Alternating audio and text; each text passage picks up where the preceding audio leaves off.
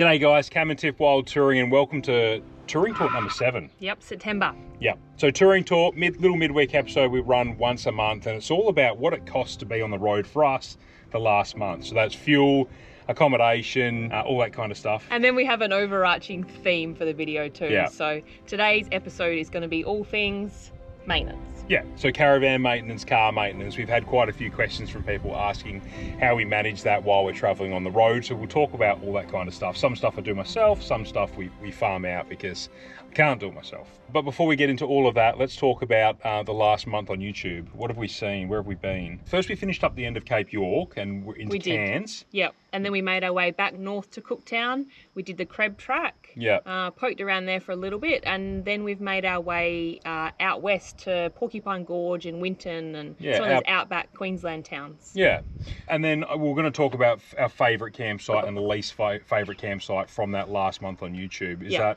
Yep. Have you had to think about that? I don't know if I have yet. For me, I think the best campsite, and look, they were all good. I don't actually have a worst campsite. For me, the best one was probably the Noah's Beach, the Creb Track. Yeah, I'd have to agree. Just the swag trip, just because it was something different. Like it was fun and exciting, and yeah, probably my favourite as well. None of them were particularly bad. They were all pretty good, but I'd agree Noah's Beach was probably my favourite. Yeah, okay. And then so now we're going to move on to where we actually are in real time and what you've got to look forward to coming up on YouTube. Hopefully they're looking forward to it.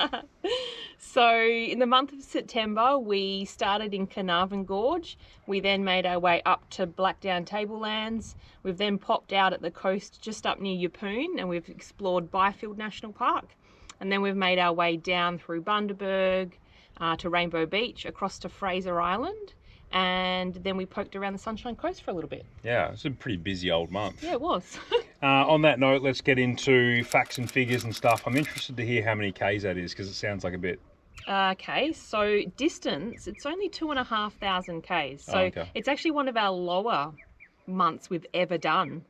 So there you go. Is that just because everything's closer together? I think so, yeah. On the East Coast. You know, we just worked out, we've actually been in Queensland for 3 months. We've probably spent too much time here. That was always our plan though, maximise our time in the Territory and Queensland, because that's what we love. Yeah. So fuel cost, we spent $1,120, pretty low.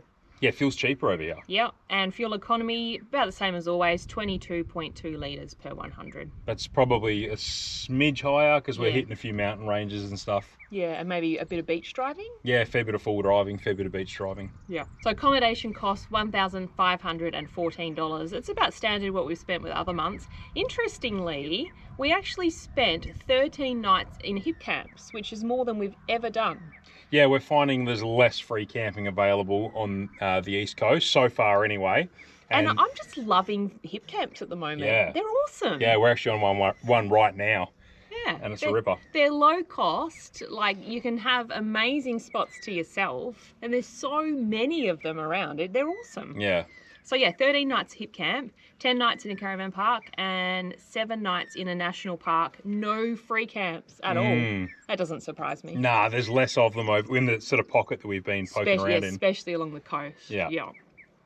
Okay, so moving on to groceries and alcohol, 1,742. Again, not the best, not the worst.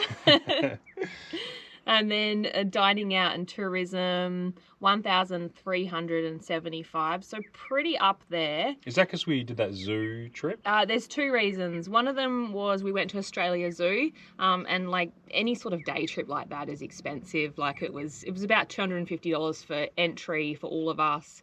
We had lunch there. Yeah, it all adds up. And then we also spent $270 for the barge to get across to Fraser. Oh yeah, that's not too bad, $270, considering what we've spent and lost just recently on Moreton, which you'll see coming up. Yes. Yes, anyway. So that brings us to a grand total of $5,752 or $1,438 a week. A little bit cheaper than previous months. Yeah, we're always around the 1,500. Yeah. Yep. So there you go. Like, yeah, it's really stayed quite consistent. Bloody GoPro overheated. Anyway, yeah, it's always about $1,500, so that's been fairly consistent. Anyway, let's get into this month's topic, which is servicing and maintenance on the car and the caravan while we're traveling around Australia. It makes it a little bit more difficult when you are traveling to different places and you don't have like regular mechanics or regular service centers or whatever that you want to use.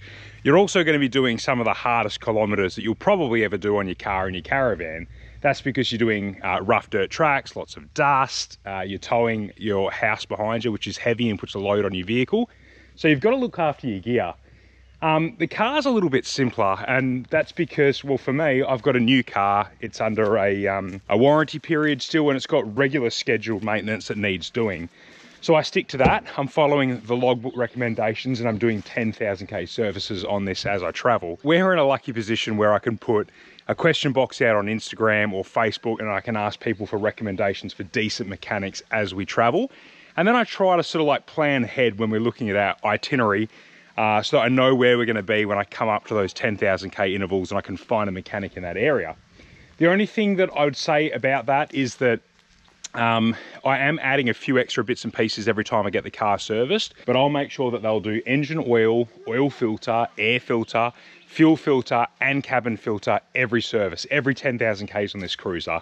And that's because we are doing a lot of dusty tracks. We're working the car pretty hard towing the caravan. We're also refueling it sort of sometimes questionable service stations on the road. So I want to look after it, and I'm doing that. To be honest with you, I try not to use Toyota dealerships to service my car. One, because they're not always open to using the grade of oil that I want to use. I definitely use a thicker oil than what's the minimum recommendation for this car, because I'm in a higher ambient temperature environments like up north and whatnot, and also because, like I said, I'm working it hard.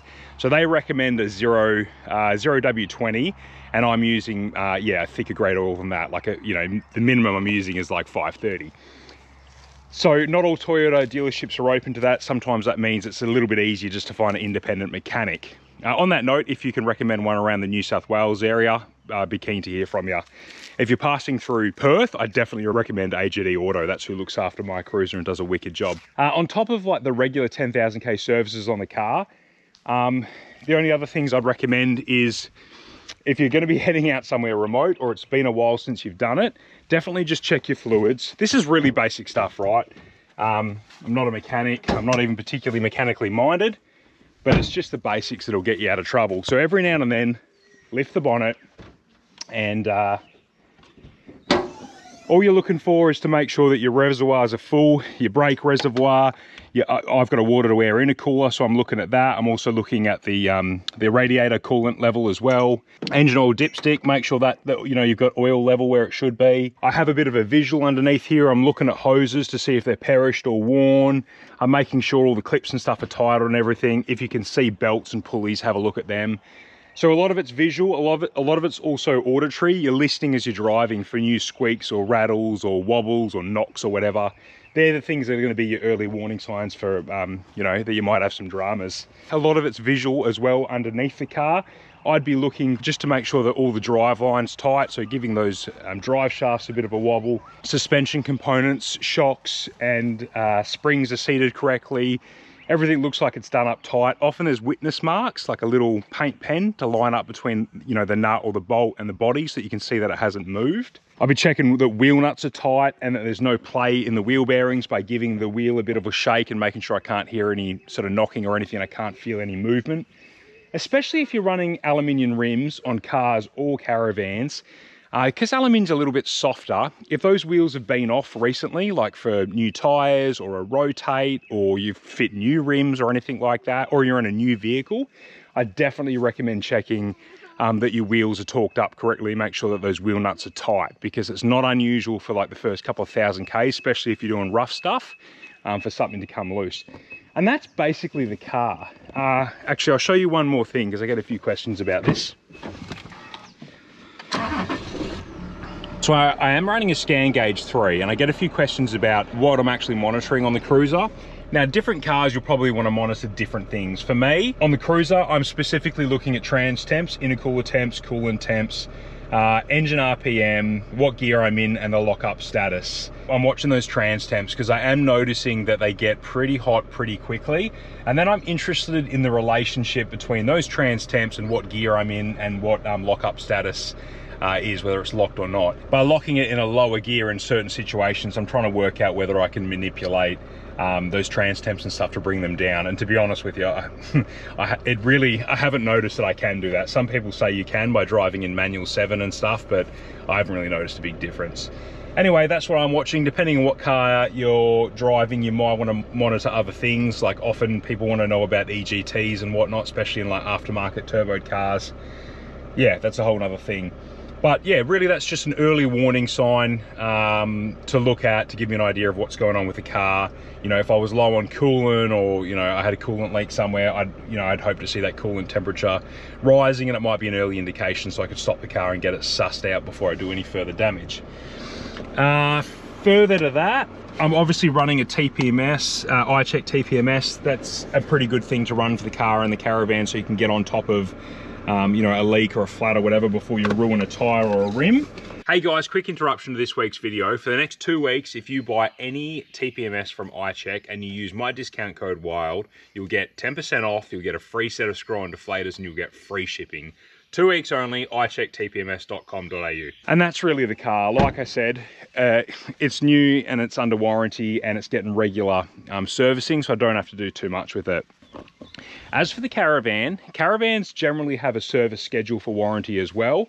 They're normally like 6 monthly, sometimes annually, sometimes 10,000 Ks. It just depends on what brand Caravan you've got. I couldn't even honestly tell you what the schedule was for this because we're only borrowing it for the year and I've got to give it back.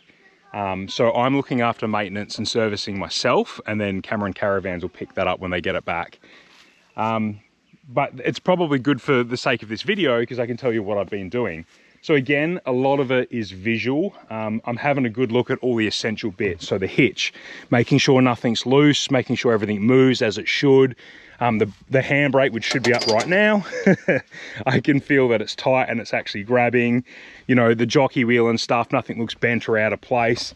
Underneath the Caravan, I'm looking at suspension components, making sure bolts are tight everywhere and there's nothing's loose or been moving around. You can normally see when something's been loose. If you haven't been able to feel it on the road, you can normally see the evidence of where things have moved around and caused like paint to come off. So a lot of that's visual. Otherwise, I'll do the same things with the aluminium rims. I definitely want to, you know, the first couple of dirt tracks that I do in a brand new van, I'll check that those rims are done up tight. So I'll run a wheel bracer over all of them.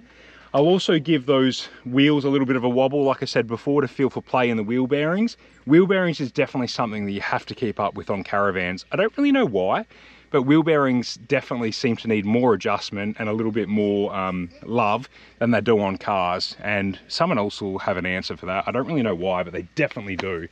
Yeah, I very rarely have ever had to do anything on wheel bearings on cars. But Caravans and trailers and stuff always seem to need repacking or replacing more regularly. Definitely a good idea to travel with a grease gun. You'll find grease nipples on all sorts of stuff on your car and your Caravan. Your car should be done as part of your regular servicing anyway, but your Caravan, I'm lubricating stabilizer legs, suspension components. The jockey wheel has definitely got some grease nipples there. You can see one there. On your hitch, depending on what hitch you have, you'll have grease nipples. So you want to keep all that lubricated. As you're pumping grease into it, it pushes the grease out and it stops dust and stuff getting in. If dust and stuff gets in, it's abrasive and it wears components out quicker. Another visual thing to have a look at on your car and your Caravan is how your tyres are wearing. If you find that they're wearing down on the inside, but there's still heaps of tread on the outside, it's often a good indication that you need a wheel alignment. If you're finding that they're wearing in the middle, but not the sides, it's often an indication that your tyre pressures are too high. It's worth having a look for cracks and damage on your tyres and keeping a little bit of an eye on it. We have a dust suppression system on our Caravan. We've got the Gusto up there. That requires a little bit of maintenance. It has got a filter in it that needs cleaning periodically. The more dusty roads you do, the more that you'll need to clean that thing out, otherwise it doesn't work too well. Worth keeping an eye on trailer plugs. I've had to replace mine already because I didn't catch it in time. See these like 7-pin flat plugs or even the 12-pin flat plugs? These little pins here, if you get a flat blade screwdriver or a butter knife or something in there and you spread them out a little bit wider, that's what's going to help hold them in place, so when you hit corrugated roads and stuff, they don't fall out. They also are designed to have like little knobs and stuff that are used to hold on to so they don't fall out, but spreading those pins occasionally is required to get like a better connection. So I've noticed that I didn't have brake lights. I got a radio call one day, someone said, a truckie said, "Cam, you've got no brake lights on the back of the van." And I started chasing through all my wiring, and all it was that those little pins needed spreading a bit to get better contact. So keep on top of that. But yeah, most of it's visual. Like I've just noticed right now that my gas canister wasn't clipped in properly. Whoop. And that might need some adjusting because it's too loose. Before or after doing any sort of like long stretches of corrugated roads, really good idea to have a look around everything and make sure everything is as it should be, because there's nothing like corrugations to expose things that are starting to come loose. Same deal if I'm doing lots of water and stuff like that, water crossings, or it's been raining heavily. I'll often get Tiff, before we leave a campsite, I'll get her to just check that all the lights and stuff are working on the caravan, because water seems to play havoc with stuff like that. It's worth testing your electric brakes occasionally in a safe spot. So if you've got like a Red Arc Tow Pro like ours, as I'm driving out of a caravan park or out of a campsite and I'm on some bitumen, I'll just give that a push in to activate the emergency brake, and I'm just checking that the van will pull up the car. That means that the trailer brakes are working. We've talked about what basic tools and spares I'm carrying in previous episodes. I'll put a link in the description so you can have a look at that if you like. That was a previous touring talk, but there's a good idea of a basic set of hand tools and spares and stuff that you might want if you're doing a similar trip to us. And you will see in a future episode, actually at this campsite right here, that I have had to do an adjustment on my wheel bearings on the caravan, and I run through like a real basic sort of tutorial on how to do that. Yeah, not super in-depth, just basic knowledge. Anyway, I think I'll leave that there. That's all we're doing for car and caravan maintenance. If you've got any other tips, bang in the description below, because it'll help me, and it'll also help other people that are looking through those comments. And that's it from us this week, guys. We'll see you this weekend in our regular trip videos. Yep, thanks for watching. Cheers, guys.